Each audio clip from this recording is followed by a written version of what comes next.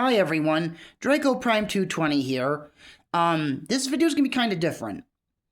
This year marks the potential release of the anticipated sequel, Godzilla Minus Zero, to the Academy Award-winning film, Godzilla Minus One.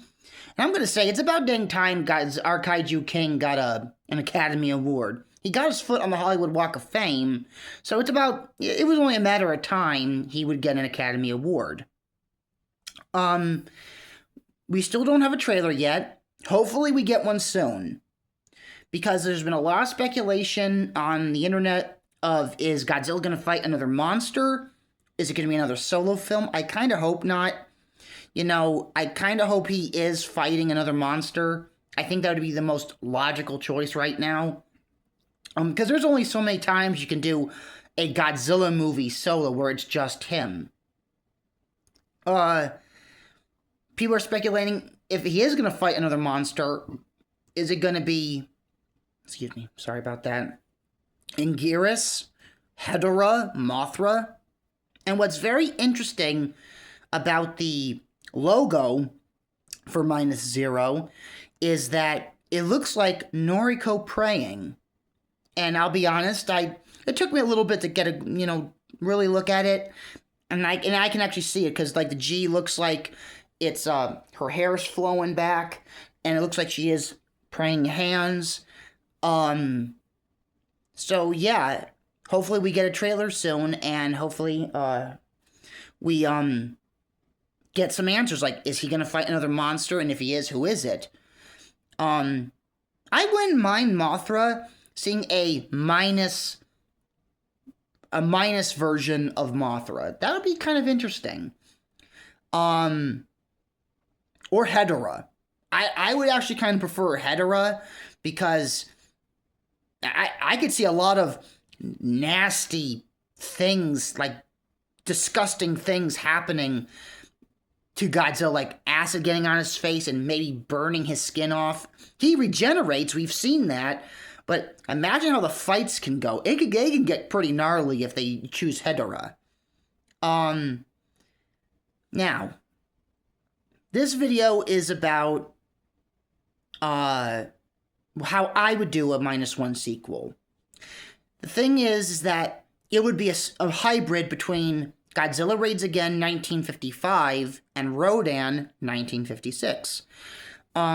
This story would take 2 years after Godzilla Minus One. Noriko and Koichi are trying to live the best and peaceful life they can.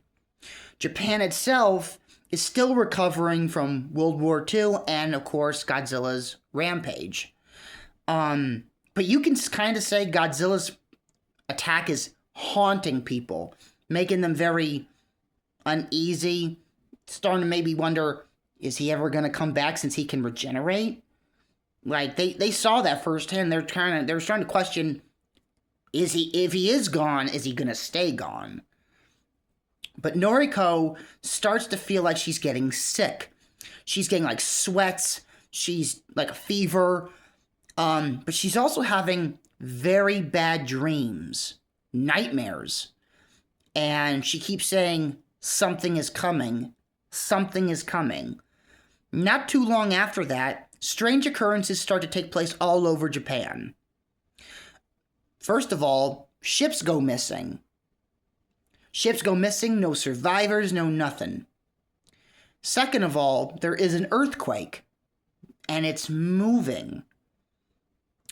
This earthquake is moving from Nagoya to Osaka to Tokyo. And earthquakes don't move like that. But then, planes start falling out of the sky. Livestock goes missing. The people of Japan are in an uproar and a panic. Like, I would make it feel like very claustrophobic. Like, even though they're in their own homes, it doesn't feel safe. No matter where you are, whether it's the sea, the sky, the ground, it wouldn't feel safe. I would give it a very claustrophobic feeling, like you'd think you'd be safe in your own home or on a very strong ship or in a very fast plane. you're not safe anywhere. No matter where you go, something's going on. Now, the first monster I would reveal is Anguirus. Anguirus would be sleeping in a mountainside near a mining village. These miners who are mining for coal start hearing strange sounds, almost like they feel like this breeze. Like they start to wonder, is there like an other opening to the mine that they don't know about that maybe happened during a rock slide or something? The mine also floods at one point, but they still hear this breathing. They hear this strange noise like it's breathing, and they feel this breeze coming through the tunnels of the mine. They go checking it out, and they start yelling, thinking maybe it's someone trying to pull a prank or something like that, and it stops. And then they look around, and then they see an eye looking right at them. And then the mine starts to rumble and shake, and they're running for their lives. They're telling everyone who's in there to get out. Not all of them, of course, escape the mine.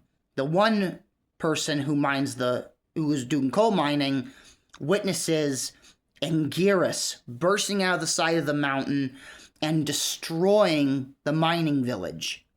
And he is the sole survivor of this attack. And he blames himself. He thinks maybe he awakened a demon in the mountain, and he thinks that this demon destroying the mining village and leaving him alive is for waking it up from its slumber, when that is not the case. You woke it up, but it's not a demon. It's an irradiated ankylosaurus called Anguirus, which makes its way through the Japanese countryside, destroying any village in its path. Now, the next monsters, two, that would show up again next in my version is the Rodans, the mates. They actually view Anguirus as a opposition to their hunting grounds. And there's another reason, which I will get to in a couple minutes. This is how I would introduce Rodan. Anguirus is like just walking through the countryside of Japan, and he's hungry. He sees a farm nearby. He sees like some cows, pigs, and stuff, and he's hungry. He's like stalking them. Like he's trying to, like he's in a hunt mode. But then something like zips right at him and knocks him down. He looks up. He's like looking around like, what was that? And he starts like sniffing the air and grunting.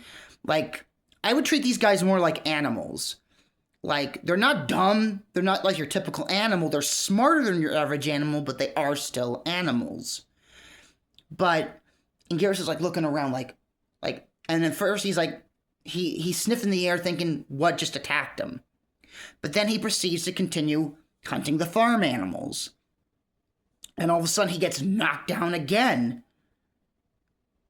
And then he looks around and he roars, now knowing something just knocked him down a second time. And this is where Rodan would, like you hear the high-pitched noise that Rodan makes while he's flying. It sounds like a jet. And you don't see him, and Anguirus is looking up at the sky and doesn't see nothing.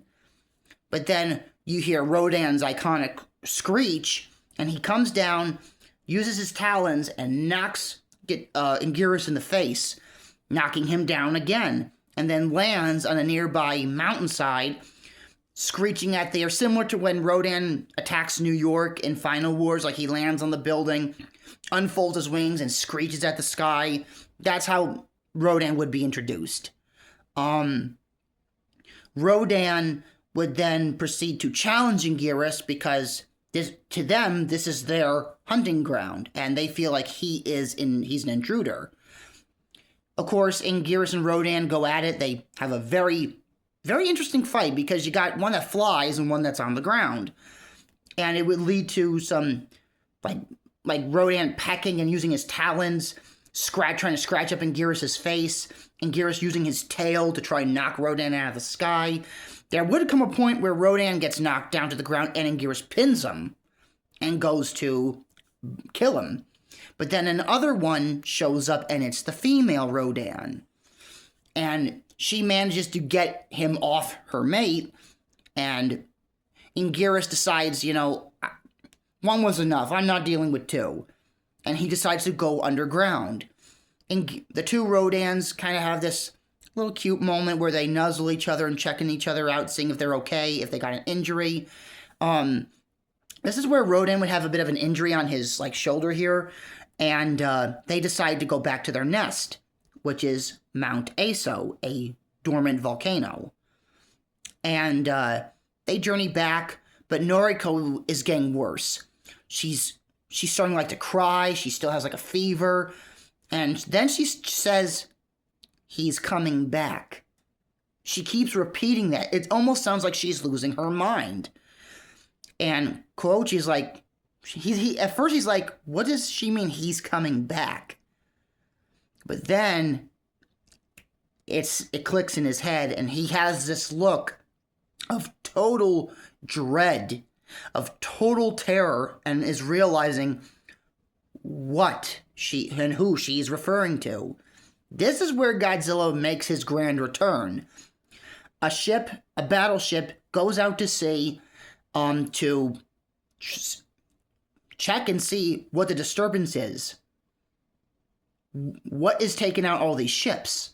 Because just before, maybe a day before they departed from the bay, from Tokyo Harbor, another boat has gone missing. No survivors.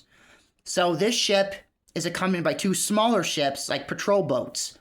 And they go into the area. They see, little bits of wreckage of the boat that was destroyed. And they get this very uneasy feeling, whatever did it is still around. They tell the two patrol boats to go ahead and see if there's any survivors. And those two boats get destroyed. They get pulled under. Something either grabs them and just pulls them from underneath. But then there's an above camera shot, and you see the silhouette of Godzilla underwater circling the battleship. He's circling it. And you see little tips of his plates sticking out of the water, and and this is where they're oh no, he can't be. We got rid of him. We killed him. How is he back? And they're panicking, and they're telling everyone to get ready to open fire in case he decides to attack them.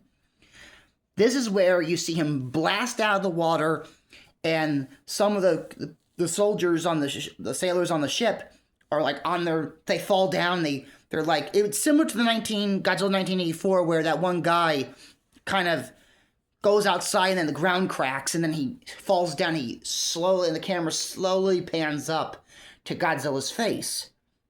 This is where that would play out, where the camera slowly panning up from to his stomach, to his chest, and his face, and then an up close look on his face, and he's roaring. And then they're but then they stutter and say Godzilla. They go Godzilla, and then he proceeds to blow up the ship with his atomic breath. Helicopters have reported that Godzilla is back, and he is making his way to Japan. They feel that he is heading for Tokyo, so they decide to do a citywide evacuation. Then we transfer.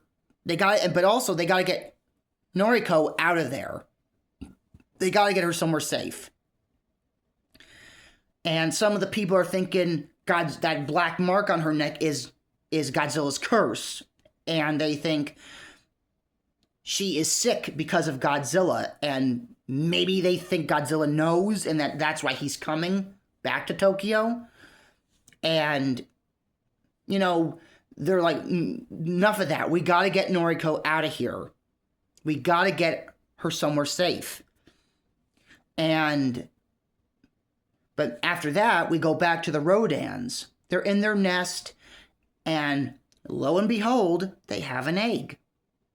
The the female Rodan is like preening herself, making herself look nice, and she's actually helping the male with his injury, and they nuzzle, but then they hear a roar. And then they perk their heads up and are like, now they know something bigger is coming. Another threat is coming their way. Quickly, without any hesitation, the mother Rodan like buries, like similar to what a sea turtle will do after done laying an egg, they bury it with sand. She takes like volcanic rock and ash and buries the egg so it's safe and that it cannot be found. Godzilla then shows up and the two Rodans confront Godzilla. This leads to a very brutal fight between the two Rodans and Godzilla himself. But in the process of the fight, Godzilla does kill the female. This leads to a very sad scene, whereas Godzilla lumbers back, he's heading his way to Tokyo. The male Rodan, like, nuzzles the female, seeing if, like, her, trying to lift her head up, see if she's alive, and he realizes she's not. Rodan screeches at the sky and goes on a path of revenge to avenge his fallen mate. Also, for some weird reason, Anguirus feels compelled, due to territorial instincts, to pursue Godzilla, viewing him as an intruder to his turf. Now, here's the thing. These three monsters are not going to get along. They are both driven by different things. Rodan's driven by vengeance. Anguirus is driven by territorial instinct. And Godzilla's driven by rage and hate for humanity for what they did to him. He is humanity's punishment. He is humanity's burden, and that's his role. That's why he's returning. And this leads to the whole city getting evacuated. Anguirus, Rodan, and Godzilla are converging on Tokyo, which leads to a fight. And let me tell you this. I wouldn't have like Rodan and Anguirus getting along or saying, hey, we got a common enemy. Like I said, they all have different reasons why they're showing up. So none of their goals align with one another. So it would lead to a fight between them, all three of them. The fight would similarly go like Godzilla fights Anguirus. Anguirus gets temporarily taken out briefly. Rodan takes a shot at Godzilla, fights him for a little bit, and then they actually try to overwhelm him, but in the process, they start fighting with each other. During the course of my version, they have been making an anti-kaiju weapon, a prototypes to the maser cannon tanks that we see in War of the Gargantuas. And they want to test these prototypes, and if they work, they will make improved versions of these maser cannons. And this leads to Godzilla, like they assault the three monsters, making Rodan retreat. While Anguirus can take, as he has that spiked carapace on his back, he can actually defend himself. So he continues to fight against Godzilla, and what happens is they actually manage to damage Godzilla with these maser cannons. They actually blast some of his dorsal plates off. Parts of it, not the whole thing, but like pieces of it get blown off. And, but then Godzilla starts to get ready to use his atomic breath again, to where he's going to use it on Anguirus. And Anguirus retreats. He shoots where Anguirus is, but then he finds out Anguirus tunneled underground, leaving Godzilla furious. And like, we have a quick transition to Mariko, who looks angry. Like, for some weird reason, she looks angry. And then Godzilla starts rampaging through Tokyo as a form of being ticked off that Anguirus escaped. But then after that, he does start heading back to the countryside.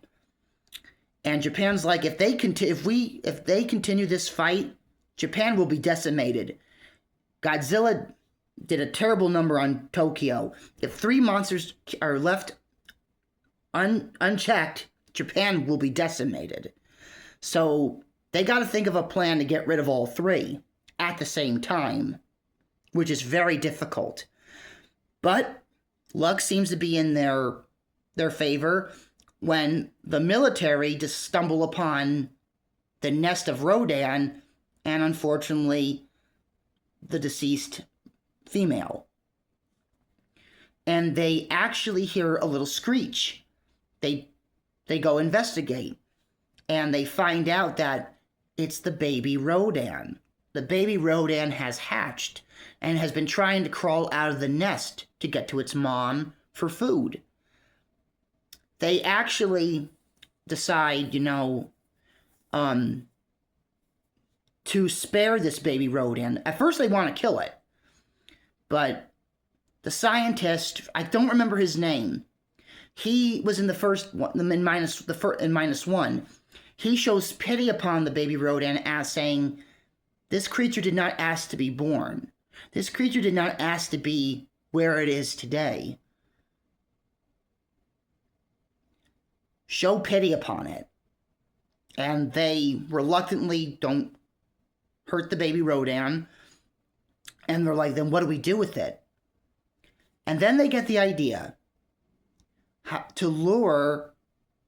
They actually decide to use the baby Rodan as bait to lure Rodan, Anguirus, and Godzilla into the crater of the volcano and bombard it and causing a controlled eruption, or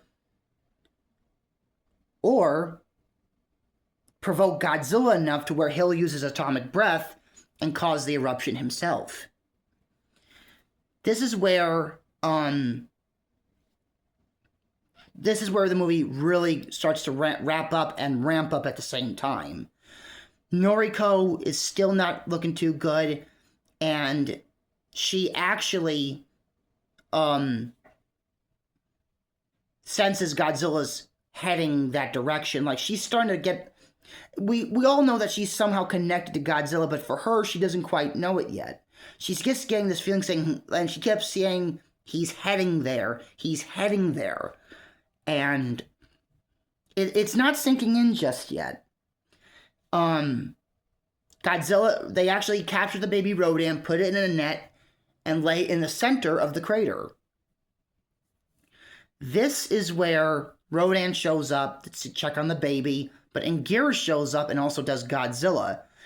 And this is like a big wrestling ring. Inside of the crater is like a big wrestling ring, and it leads to a very brutal fight. But then they're like, what do we do about the baby Rodan during this whole thing? They figure, at first they want to study it. The military wants it to be studied to see if they could find anything they could use in the future events of a kaiju attack. But the scientist is like, no, this baby has a right to live. How about we take him somewhere where, one, he won't hurt anyone, and where it's uninhabited, and he'll be able to eat and fly and leave people alone. So during the fight, like, it's brutal. You got Anguirus and Rodan, Godzilla just duking it out, but also you got the military with whatever prototype maser cannons they got left, and military tanks and missiles bombarding the mountain, and they managed to get the baby Rodan out of the area. Once again, in a net and in a couple helicopters. Godzilla finally decides to unleash his atomic breath, which is the final thing that needs to be done to cause an eruption. The crater that they're in starts to crack, vapor and steam start to come out, and Godzilla, Rodan, and Anguirus, still fighting, fall into the volcano. And it would be similar to Godzilla 1985, where it's in the American version where Godzilla's falling in the volcano, and you hear him scream. No, he's not roaring. He is screaming. And by the way, that broke my heart every time I watched it when I was little. I cried. I still can't really watch that scene. It's so heartbreaking. But anyway, this leads to a chorus of Rodan screeching and Gearus roaring and Godzilla roaring as they all fall into the volcano. It explodes and erupts, and Naruto suddenly starts to feel better. And Koichi, I'm sorry if I'm butchering that name. I'm sorry. I can say some names of Japanese actors or characters properly. Some I cannot. Don't ask me why. It's kind of embarrassing. I've seen a lot of Godzilla movies. You would think I'd be able to pick up on that. This leads to the baby Rodan being taken to what was Odo Island is now abandoned. No people are on it. Nothing. It's been abandoned. It's uninhabited. There's plentiful wildlife. And they let the baby Rodan loose there. And by this time, he's gotten a little bit bigger and he can actually glide and not fly yet. The scientist observes the baby Rodan on the island and is just kind of sad that he just said, and the general just looks at him and says, it almost looks like he feels sorry for him. And he's like, I am. Whether you are a kaiju or a human being, I don't think anyone should lose their parents and be alone. And the general kind of ponders on that and says, maybe you're right. We'll just have to keep an eye on him to make sure he doesn't get too wild.